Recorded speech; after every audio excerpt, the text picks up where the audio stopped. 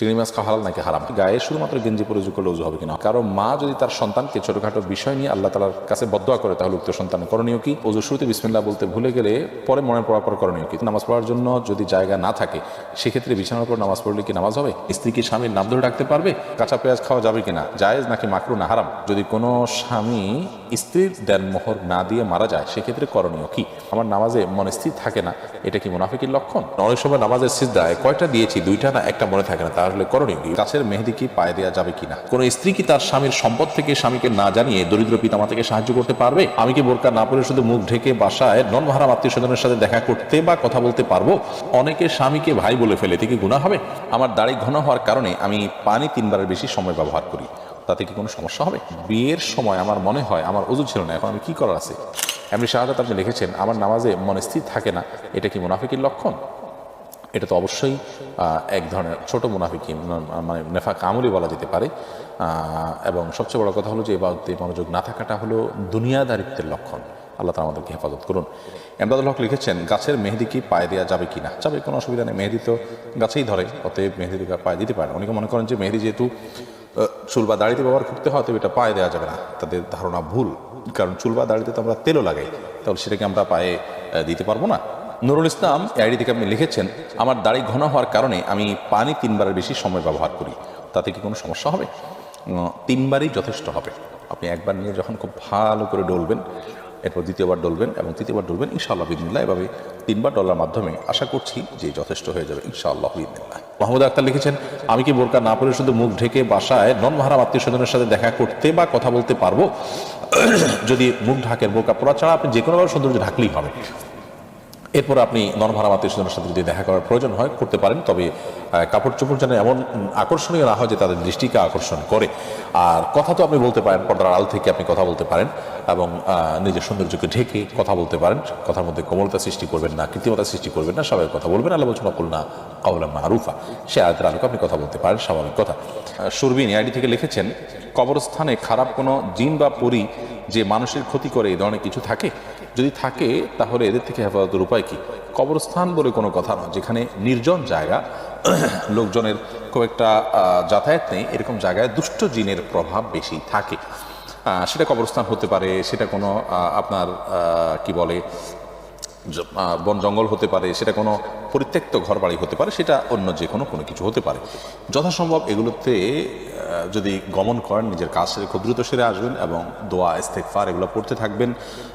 দুষ্ট জিন এর উপদ্রব থেকে বাঁচার জন্য 15টি আমল, এবং দুষ্ট জিন এবং শয়তান থেকে বাঁচার জন্য 15টি আমল, এই বিষয়ে একটা ভিডিও আমাদের আছে, সেটা দেখে নিতে পারেন। ইসমাইল বিজয় এর দিকে আপনি লিখেছেন, ওযু শুরুতে বিসমিল্লাহ বলতে ভুলে গেলে পরে মনে পড়ার পর করণীয় কি? তখন তো বিসমিল্লাহ আসলে শুরু থেকে বলতে হয়, পরে পড়লে আর কি করবেন? এর জন্য বিশেষ কোনো কারণে ভাত খাওয়ার শুরুতে বা খাবার খাওয়ার শুরুতে বিসমিল্লাহ ভুলে গেলে বিসমিল্লাহি আউয়ালহু ওয়া আখিরাহু এরকম বলার শিক্ষা হাদিসে আছে। ওযুর ক্ষেত্রে এরকম কোনো বিশেষ নির্দেশনা আমার জানা নেই, যার কারণে বিসমিল্লাহ যদি পড়ে বলতে চান, যখন মনে আসবে তখন পড়ে নিতে পারেন। এসে তালুকদার আপনি লিখেছেন, গ্রামের অধিকাংশ মা বোন রান্নার কাজে গরুর গোবর দিয়ে তৈরি জ্বালানি ব্যবহার করে থাকে, এটা কতটুকু সম্মত? কোনো অসুবিধা নেই। গরুর গোবর তো আগুনে পুড়িয়ে ভস্ম করে ফেলা হচ্ছে, খাবারের মধ্যে তার ঢুকছে না, কোনো অসুবিধা নেই। রেজওয়ান আহমেদ শুভ আপনি লিখেছেন, স্ত্রীর গুনাহের জন্য স্বামীকে কি জবাব দিতে হবে? স্ত্রীর গুনাহের জন্য স্বামীকে জবাবদিহি করতে হবে যদি সেখানে স্বামীর কোনো প্রকার ত্রুটি থাকে, স্বামীর কোনো প্রকার বিচ্যুতি থাকে, কোনো প্রকার গাফিলতি থাকে। আর যদি স্বামীর কোনো গাফিলতি না থাকে বা এখানে স্বামীর আসলে বিশেষ কোনো কারণে এটা একান্তই তার ব্যাপার, তাহলে সেজন্য স্বামী জবাবদিহি করতে হবে না। স্বামী এজ এ অভিভাবক, তার কারণে যদি স্ত্রী পাপের দিকে যায়, তাহলে সেটার জন্য তিনি যেহেতু দায়ী, তিনি যেহেতু কারণের ভূমিকা পালন করেছেন বা তার মাধ্যমে হয়েছে, এই জন্য তিনি অবশ্যই জবাবদিহি করতে হবে যদি এরকম হয়। যেমন ধরুন, স্ত্রী বেপরদায় চলে, স্বামী তাকে বেপরদা চলতে উৎসাহিত করে বা স্বামীকে পছন্দ করে, এরকম যদি হয় তাহলে স্বামীও গুণাগার হবেন, স্ত্রী তো গুণাগার হবেনি। আর যদি তিনি নিজে কোনো গুনাহ করেন, যে গুনাহতে স্বামী সন্তুষ্ট নন, পরবর্তীতে বিরত থাকার চেষ্টাও করেছেন, তাহলে সেক্ষেত্রে স্বামীর কোনো দায় নেই। হৃদিতা আহমেদ আপনি লিখেছেন, যদি কোনো স্বামী স্ত্রীর দেনমোহর না দিয়ে মারা যায়, সেক্ষেত্রে করণীয় কি? কোনো স্বামী যদি আল্লাহ না করেন স্ত্রীর দেনমোহর দেওয়া ছাড়া মৃত্যুবরণ করেন, তাহলে সেক্ষেত্রে তিনি স্ত্রীর কাছে দায়ী থাকা অবস্থায় মৃত্যুবরণ করলেন, অর্থাৎ কিয়ামতের ময়দানে এই দায় তাকে পরিশোধ করতে হবে আল্লাহর দরবারে। বিধায় এটা খুবই ভয়াবহ বিষয়, এটা জীবদ্দশাতেই সুরাহা করে ফেলা উচিত।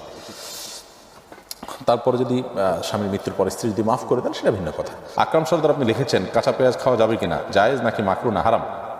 কাঁচা পেঁয়াজ খাওয়া জায়েজ, তবে মসজিদে যাওয়ার আগে কাঁচা পেঁয়াজ খেয়ে যাওয়া এটা মাকরু, কারণ তখন সেই দুর্গন্ধে ফেরেশতাদের কষ্ট হয়, মানুষের কষ্ট হয়। আহসান হক লিখেছেন অনেকে স্বামীকে ভাই বলে ফেলে, এতে কি গুনাহ হবে? একটা হাদিস অনুযায়ী স্ত্রীকে বোন বা স্বামীকে ভাই বলা এরকম কোন একটার ব্যাপারে নিষেধাজ্ঞা আছে, সে হাদিসটির আলোকে বোঝা যায় এটা কারণে সম্পর্ক হারাম হয়ে যাবে না বা সম্পর্ক নষ্ট হয়ে যাবে না বা তালাক হয়ে যাবে না, কিন্তু এটা অনুত্তম কাজ। প্রয়োজনে একে অন্যকে নাম ধরতে পারে, অমুকের বাপ বলতে পারে, এটা সবচেয়ে ভালো, অমুকের বাপ।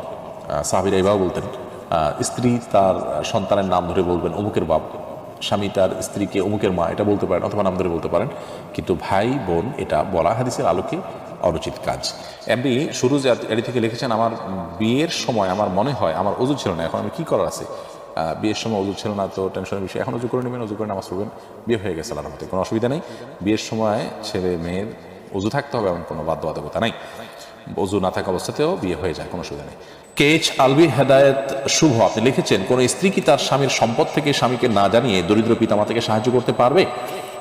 স্বামীর সম্পদ থেকে সরাসরি স্বামী মালিক হলে সেখান থেকে তিনি স্বামীকে না জানিয়ে করতে পারবেন না। হ্যাঁ, স্বামী যদি মনোসম্মতি থাকে স্বামী জানলেও নিষেধ করবেন না, এরকম পরিস্থিতিতে তিনি স্বামীকে না জানিয়ে নিজের বাবা মার জন্য টাকা পয়সা নিতে পারেন, যদি জানেন যে এই পরিমাণ নিলে তিনি অসম্মত হবেন না। তবে যদি এমন হয় স্ত্রীর নিজের খরচের জন্য তিনি স্বামীর কাছ থেকে নিয়েছেন, হাত খরচের জন্য নিয়েছেন, চেয়ে নিয়েছেন, এরপরে তিনি সেটা বাবা মাকে দিয়েছেন, সেই সুযোগ তার আছে।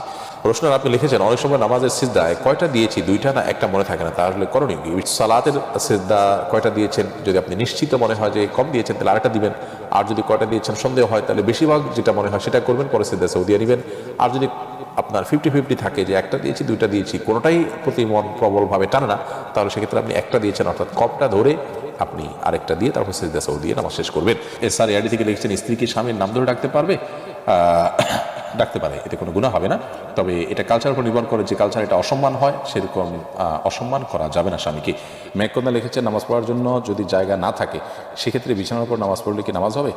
জায়গা না থাকলে বিছানার উপর নামাজ পড়বেন, কোনো অসুবিধা নেই। যদি একবারে চেহারা ফুল ডেবে না যায়, মোটামুটি হার্ট থাকে যে আপনি স্থির থাকে, তাহলে সেক্ষেত্রে পাক থাকলে নামাজ পড়তে পারেন। এইচ হৃদয় লিখেছেন কারো মা যদি তার সন্তানকে ছোটোখাটো বিষয় নিয়ে আল্লাহ তাআলার কাছে বদদোয়া করে তাহলে উক্ত সন্তানের করণীয় কি? মায়ের বদদোয়া থেকে বাঁচার জন্য ছোটোখাটো বিষয়ও খেয়াল রাখবে যাতে মা বদদোয়া না হয় সেদিকটা। আর মার উচিত নয় এভাবে কথায় কথায় বদদোয়া দেওয়া বা সন্তানের অকল্যাণ চাওয়া, এটা গুনাহের কথা। ইমানদার কখনো লাগান হবে না, অভিশাপকারী কথায় কথা অভিশাপকারীর ইমানদার গুণ নয়, মার এই কাজটা ভুল, সেটা মাকে বিভিন্নভাবে বোঝানো যেতে পারে। শাহিম এসকে লিখেছেন আমি ইন্ডিয়া থেকে বলছি, গায়ে শুধুমাত্র গেঞ্জি পরে উজু করলে উজু হবে কিনা? হবে, কোনো অসুবিধা নেই। তামিম আহমেদ আপনি লিখেছেন চিংড়ি মাছ খাওয়া হালাল নাকি হারাম? হালাল, এটা হারাম হওয়ার কোনো কারণ নেই। মোহাম্মদ বেলায়েত হোসেন লিখেছেন কফি কি নেশাজাতীয় দ্রব্য? না, কফি নেশাজাতীয় দ্রব্য নয়।